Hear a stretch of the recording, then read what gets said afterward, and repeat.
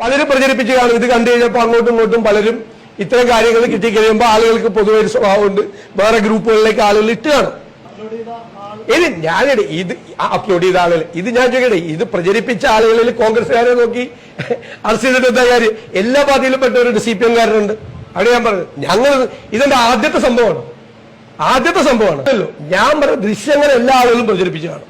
ഇതുപോലത്തെ ദൃശ്യങ്ങൾ കിട്ടിയ ആരോ പ്രചരിപ്പിക്കുക, എല്ലാവരും പ്രചരിപ്പിക്കും. പക്ഷേ ഇത് ആരാണ് അപ്ലോഡ് ചെയ്തത്, ആരാണ് അതിന്റെ മുന്നിൽ ഇത് ചെയ്തതെന്ന് അന്വേഷിക്കണ്ടേ?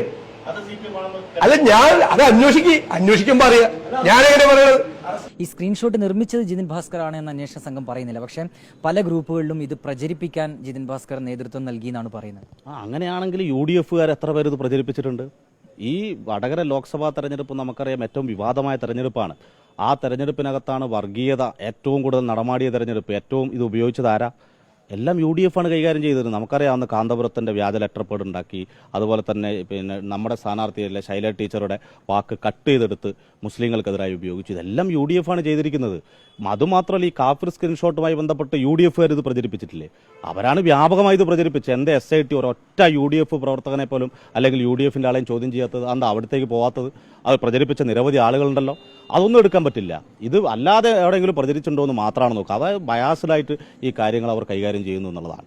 ശാസ്ത്രീയ പരീക്ഷ ഞങ്ങൾ ആദ്യം മുതലെടുത്ത് സ്വീകരിച്ച നിലപാടെന്ന് പറഞ്ഞാൽ അന്വേഷണവുമായി ഏത് ഘട്ടത്തിലും ഞങ്ങൾ സഹകരിക്കാമെന്നാണ് പറഞ്ഞത്. ഒരു ഘട്ടത്തിൽ പോലും ഞങ്ങൾ അന്വേഷണവുമായി സഹകരിക്കാതിരുന്നിട്ടില്ല. ജിതിൻ ഭാസ്കറിനെ ഇന്നലെ വീണ്ടും വിളിപ്പിച്ചു.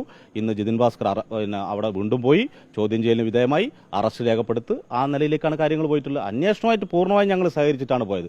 ഒരു ശാസ്ത്രീയ തെളിവിന്റെയും ബലം ഇതിനകത്തില്ല. ഇതൊക്കെ കോടതിയിൽ ആകെ നാശമായി പോകാൻ പോകുന്ന ഒരു കേസാണത്. കാരണം ഒരു ശാസ്ത്രീയ തെളിവും അവർക്ക് കിട്ടിയിട്ടുണ്ട്. അവർ പറയട്ടെ. ഇന്ന് ശാസ്ത്രീയ നിങ്ങൾ തന്നെ ഇപ്പോൾ പറഞ്ഞല്ലോ ശാസ്ത്രീയ തെളിവില്ല. പിന്നെ എന്തിന്റെ അടിസ്ഥാനത്തിലാണ്?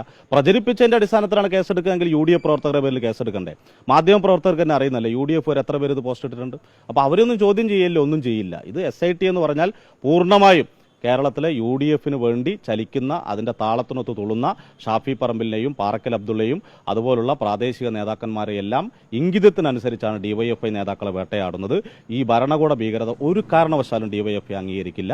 ശക്തമായ പ്രതിഷേധ ക്യാമ്പയിൻ പ്രവർത്തനങ്ങൾക്ക് DYFI നേതൃത്വം നൽകും. അതായത് ജിതിൻ ഭാസ്കർ തെറ്റൊന്നും ചെയ്തിട്ടില്ല എന്ന് തന്നെയാണ് DYFI വിശ്വസിക്കുന്നത്. അതെ, പൂർണ്ണമായും തെറ്റൊന്നും ചെയ്തിട്ടില്ല എന്നാണ് ഞങ്ങൾ വിശ്വസിക്കുന്നത്. ഇനി ശാസ്ത്രീയ തെളിവുണ്ട്, അവർ ഹാജരാക്കട്ടെ. പോലീസല്ലേ ഇത് അന്വേഷിക്കുന്നത്. SIT ആണല്ലോ, വലിയ ടീമാണെന്നല്ലേ അവർ പറയുന്നത്. അവരിപ്പോഴും നിങ്ങൾ പറഞ്ഞല്ലോ ശാസ്ത്രീയ തെളിവിന്റെ ഇതല്ല, പ്രചരിപ്പിച്ചു എന്നുള്ളതാണ് അവരിപ്പോൾ എടുത്ത കേസുമായി ബന്ധപ്പെട്ട് നിലനിൽക്കുന്നത്. അങ്ങനെയാണ് എത്ര പേരിൽ കേസെടുക്കണം അവർ? എന്തേ DYFI-കാരന്റെ മേൽ മാത്രം കേസെടുക്കുന്നു? അല്ലെങ്കിൽ ഒരു പോസ്റ്റ് ഇട്ട് ബന്ധപ്പെട്ടാൽ എല്ലാവരെയും കേസെടുക്കട്ടെ. അങ്ങനെയല്ലേ പോലീസ് ചെയ്യേണ്ടത്? പോലീസ് എന്തിനാ ഇങ്ങനെ ഈ രൂപത്തിൽ UDF-ന് വേണ്ടി വക്കാലത്തെടുക്കുന്നത്? ആ സമീപനാണ് അവർ സ്വീകരിച്ചുകൊണ്ടിരിക്കുന്നത്. അപ്പോൾ ഇത് ശക്തമായി ഞങ്ങൾ എതിർത്ത് പരാജയപ്പെടും. എങ്ങനെ നേരിടാനാണ് DYFI തീരുമാനിച്ചത്? രാഷ്ട്രീയമായും DYFI ഇതിനകത്ത് രാഷ്ട്രീയപരമായി നിയമപരമായി നേരിടുക എന്നുള്ളതാണ്. നിയമപരമായി നേരിടാൻ ആവശ്യമായ സംവിധാനം ഞങ്ങൾ ചെയ്യുന്നുണ്ട്. രാഷ്ട്രീയപരമായ ശക്തമായ ക്യാമ്പയിൻ, ഇതുമായി ബന്ധപ്പെട്ട ബോധ്യപ്പെടുത്തേണ്ട സംവിധാനങ്ങളെല്ലാം ഞങ്ങൾ ബോധ്യപ്പെടുത്തും, ക്യാമ്പയിൻ ഏറ്റെടുക്കും. അങ്ങനെ തന്നെയാണ് DYFI വളർന്നു വന്നിട്ടുള്ളത്, മുമ്പോട്ട് പോയിട്ടുള്ളത്. തെറ്റായ കാര്യങ്ങൾ അപ്പുറത്ത് ചെയ്യുന്ന സമയത്ത് അതിന്റെ ശരിയുടെ പക്ഷത്ത് നിന്നുകൊണ്ട് ജനങ്ങളെ അഭിമുഖീകരിക്കുക എന്നുള്ളതാണ് DYFI സ്വീകരിക്കുന്ന നിലപാട്. അത് ഈ കാര്യത്തിനകത്ത് സ്വീകരിക്കും.